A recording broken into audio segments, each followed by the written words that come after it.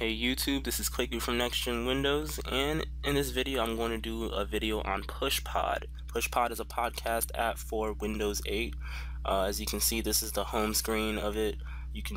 For the trial version, you have up to 3 different podcasts you can add, and you can see that plus button allows you to add another podcast to your stream. So when you do that, you click into the screen and then you see the search. Search allows you to search for whatever podcast you're looking for, or just copy and paste the URL in to find it if it's not there. You can see when you search for stuff. When you search for stuff, it actually views it in a grid like Windows 8 is used to doing, and it makes it a nice layout and everything. If you want to search for anything, if it's not available, you can also add more to it.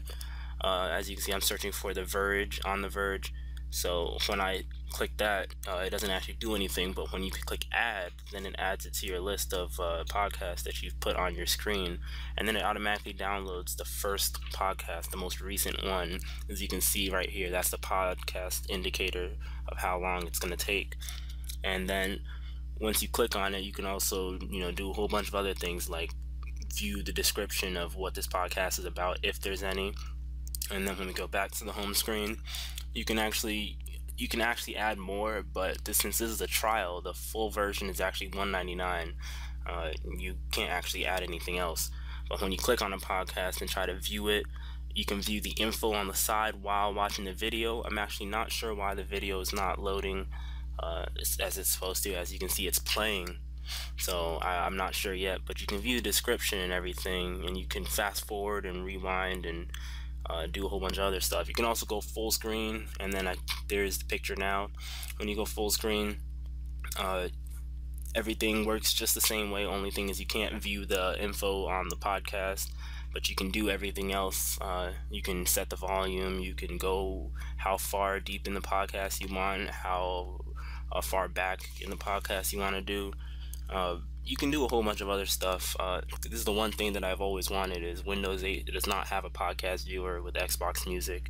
It doesn't have anything like that, so you have to download a separate app to get that functionality out of it, unlike Zune, where you could actually have your built-in podcasting. Now if we look at settings, you can look at the license information and the general stuff. You can view the push notifications, whether you want it to show on the live tile. You can view preferences, which allows you to add and set how many podcasts to download, after how many podcasts you want to delete your most recent ones. You can do a whole bunch of stuff. You can go to sign out, which I'm not actually going to do because it'll sign me out of my podcast. You sign in with your Microsoft account though, and then you can view the description of the podcast that you're currently in. And then when you go back to settings, you can go to view permissions, and when you view your privacy information, it actually takes you to the Internet Explorer Metro version to go to their website. I'm not actually going to view all that because it takes too long to load. And then, well, not too long, but it just takes up time. And then also when you go to your rate and review, it actually goes to the store, so you can rate and review it. But you can see permissions right there. And it does a lot of stuff. The podcast app works pretty well. I'm actually pretty impressed with it. It works to everything I need to do for that $2 cost, and it works really well. You can share podcasts to, say, your Twitter. As you can see, I have loaded up Metro Twit here on the side. That way I can share the podcast.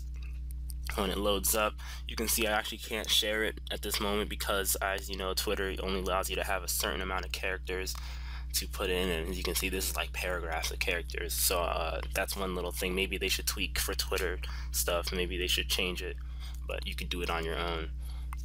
But the podcast app, it shares things easily. It actually knows which apps are shareable and stuff, and it's not like some other apps where you can't actually do anything on the share. Like it just shows blank, like you can't share anything. It allows you to share your whatever podcast you're currently viewing to your mail and whatever else app you have available.